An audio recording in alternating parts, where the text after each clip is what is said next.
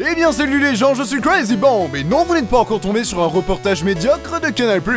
Salut les loulous. Aujourd'hui on va parler d'un truc muche japonais un peu fifou qui s'appelle Dragon Ball. Mais c'est de la merde. Les dessins sont moches, ça gueule tout le temps et y a aucune blague raciste. Ça va retourner le cerveau des gosses, c'est moi qui vous le dis.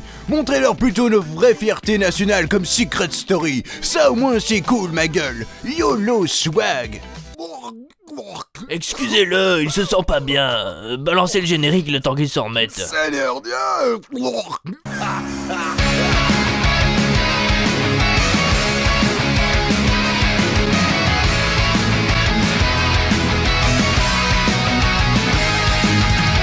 Ah, Dragon Ball, ce manga qui a marqué un public de tout âge, et qui n'a jamais essayé de faire un Kamehameha ou de se transformer en Super Saiyan. C'est super facile en plus. Ouais, c'est ça, fais ton malin. Ah non, là je déconne pas. Ya.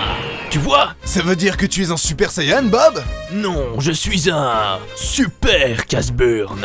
Ouais, je me disais aussi. 19 ans après la fin de la série, Akira Toriyama revient en force avec Dragon Ball Super, qui fait un retour ultra spectaculaire avec des épisodes de malade et des dessins inspirés de la catastrophe de Tchernobyl. De main gauche? Vous êtes sérieux? Si ça continue à ce rythme, faudra que j'en parle dans un futur CBS. Du coup, vu les avis mitigés qu'il y a autour de cette suite, un débat revient systématiquement. En tout cas, ça peut pas être pire que Dragon Ball GT.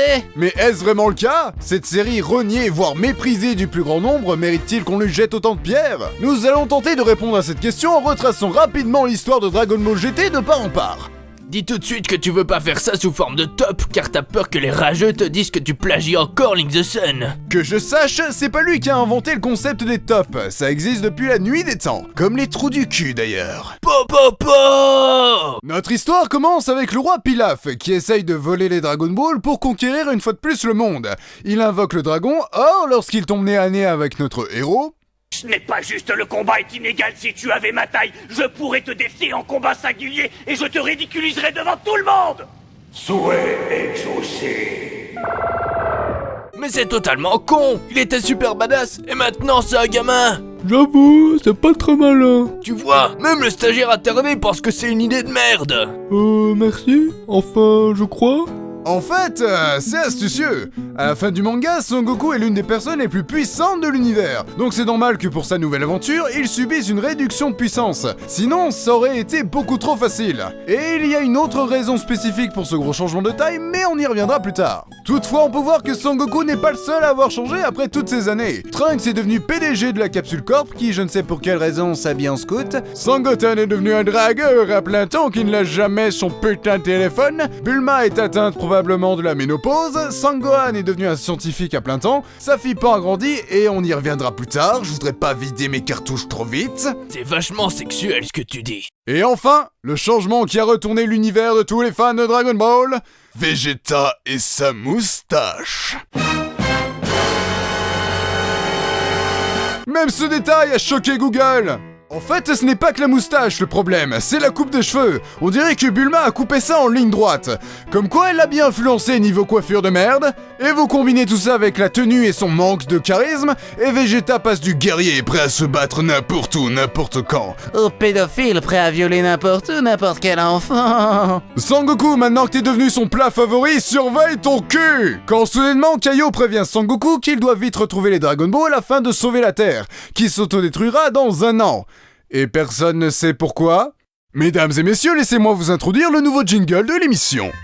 Prétexte scénaristique. Ouais, bonne idée. Sans compter que ces nouvelles Dragon Ball, créées par Dende, elles se sont éparpillées à travers toute la galaxie. Ce qui est vachement con comme plan vu que ses potes s'en servent toutes les semaines. Ces nouvelles Dragon Ball sont aussi utiles qu'une mise à jour de Windows 10. Et c'est ainsi que Sangoku décide de partir en compagnie de Trunks qui va piloter le vaisseau leur permettant d'accomplir leur quête. Vous ne remarquez rien? Un enfant et un jeune adulte ensemble dans une grande aventure pour collecter des boules de cristal afin d'accomplir un vœu précis. Et c'est là qu'on a pigé où voulaient en venir les auteurs. Revenir à la base de ce qu'était Dragon Ball.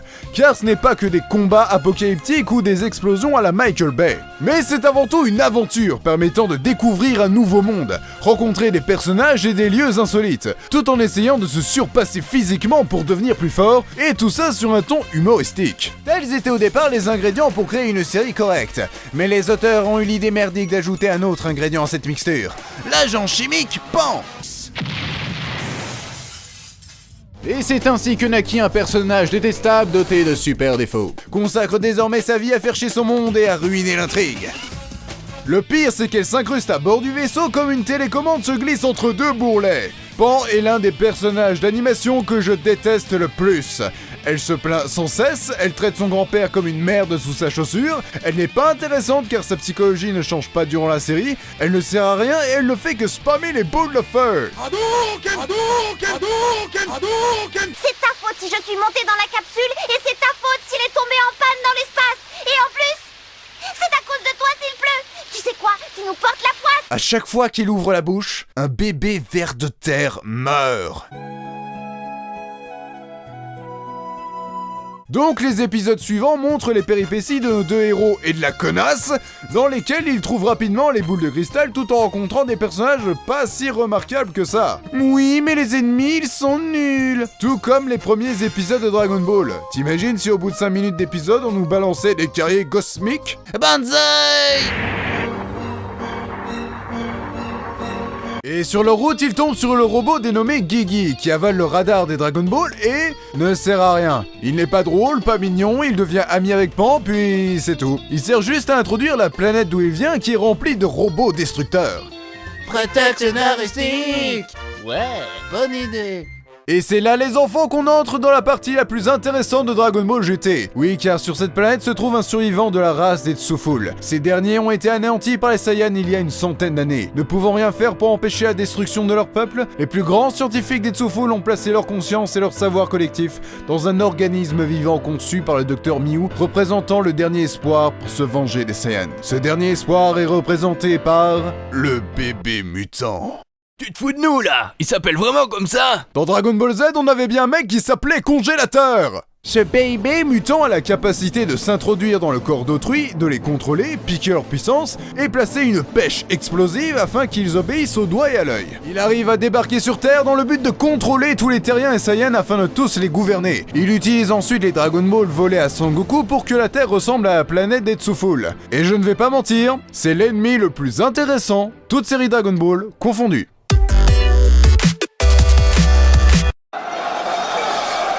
Dégagez, bande de rageux, laissez-moi finir l'explication. Je crois qu'ils s'en battent les steaks. Ils essayent de défoncer la porte. Ok, ils veulent la jouer comme ça, hein? Roger! Oui? Tu vas enfin nous être utile, le stagiaire. Tu vas leur montrer de quoi tu es capable. En utilisant mes compétences acquises lors de mes études en communication et gestion sociale? Non, en utilisant tes capacités à arracher leurs membres sauvagement tel le carnivore que tu es. Ah, vous êtes sûr? C'est ça, sinon t'es viré. Je m'y hâte. Tellement de morts inutiles. Réfléchissez 2 secondes. Auparavant, c'était quoi les motivations des autres méchants? Jeunesse éternelle car le Botox ne marche plus. Immortalité, biatch. Je vends des planètes, détruis des civilisations et immortalité, biatch. Je suis parfaitement parfait, même si je ressemblerais toute ma vie à une putain de sauterelle moche.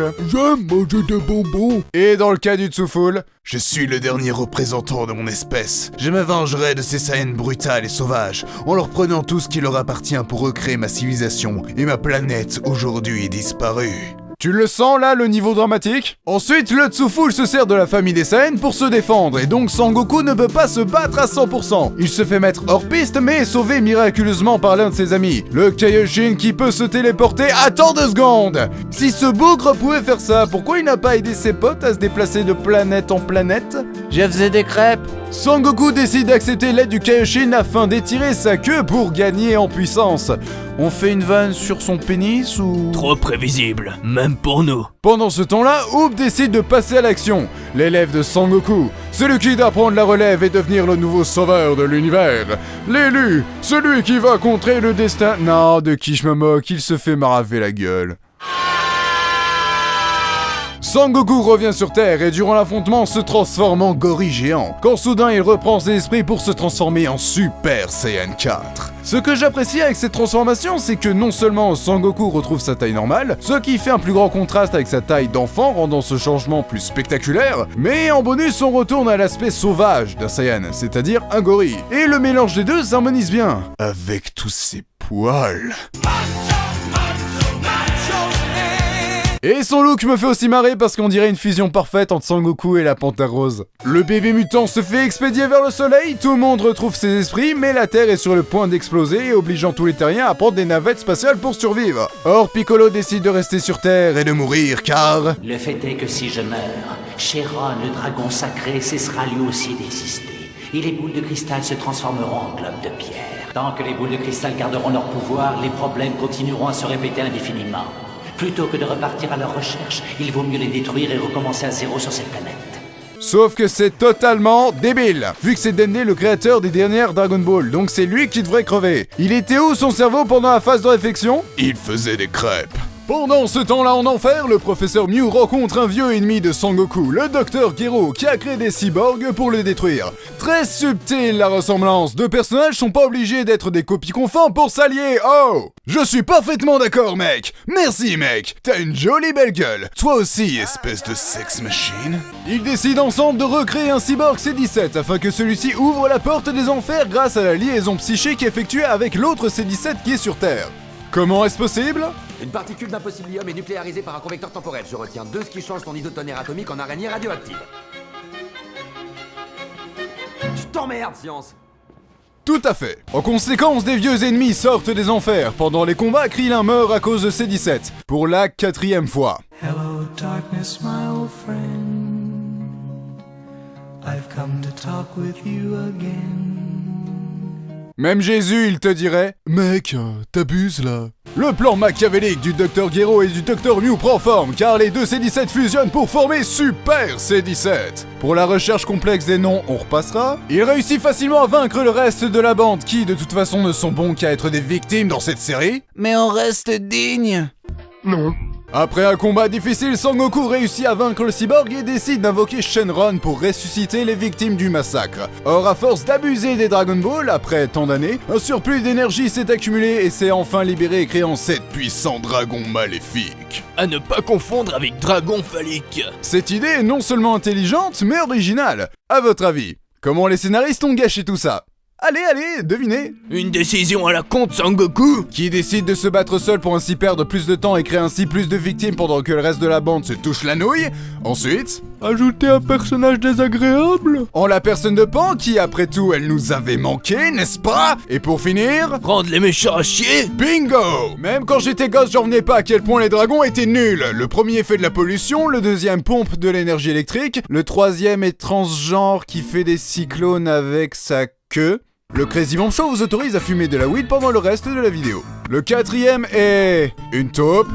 Bordel de merde. Les seuls dragons qui valent un minimum d'intérêt sont les 3 derniers, même si les 2 jumeaux ont la gueule des frères Bogdanov. Lee Shenron, le plus puissant de tous les dragons, absorbe les Dragon Ball, ce qui le rend encore plus puissant. Du coup, Vegeta demande de l'aide à Bulma pour se transformer à son tour en Super Saiyan 4 grâce à sa machine. Donc Vegeta se dope. Bah, concrètement, ouais. On se donne rendez-vous pour le prochain Tour de France, Vegeta. Sangoku et Vegeta, tous les deux au niveau 4, décident enfin de fusionner, créant Gogeta, un guerrier super puissant qui... Top. Quoi encore? Tu remarques rien? À propos de quoi? Si je te dis le mot plagiat. Sa mère l'hippopète! Le nouvel ennemi qui absorbe le pouvoir des autres, les 2 héros obligés de fusionner, ils sont ensemble assez puissants mais perdent du temps et la fusion se termine trop tôt, et le combat se finit avec Sangoku qui rassemble l'énergie de l'univers dans une attaque finale pour vaincre son ennemi. C'est bien ce que je disais, plagiat. Et c'est ainsi que se termine Dragon Ball GT. Et c'est quand même vachement dommage. Dragon Ball GT aurait pu être une excellente suite, mais je le répète, pour chaque bonne idée, il y a au moins 3 autres mauvaises idées qui viennent gâcher tout ça. De plus, les scénaristes ont rendu l'histoire beaucoup trop humoristique, car Dragon Ball Z est aussi rempli de moments extrêmement tragiques, dans lesquels on sent l'implication émotionnelle des personnages. Je pense qu'il faut prendre cette série comme une extension. T'es pas obligé de l'acheter, mais elle existe. Dragon Ball GT n'est certainement pas la meilleure aventure, mais je pense personnellement que ça valait la peine d'y jeter un œil. Comme le cul de ta femme, Bob. À force de parler mal, ça va te retomber dessus. What the fuck? J'active le détecteur pour savoir d'où ça peut venir. Notre studio est pas devant une association pour des personnes obèses pourtant. En fait, si, mais je les ai mangés. Alors qu'est-ce qui fait ce bruit? Oh, salut mon petit cœur. C'est ta femme? Ouais. Son poids est... Over 9,000!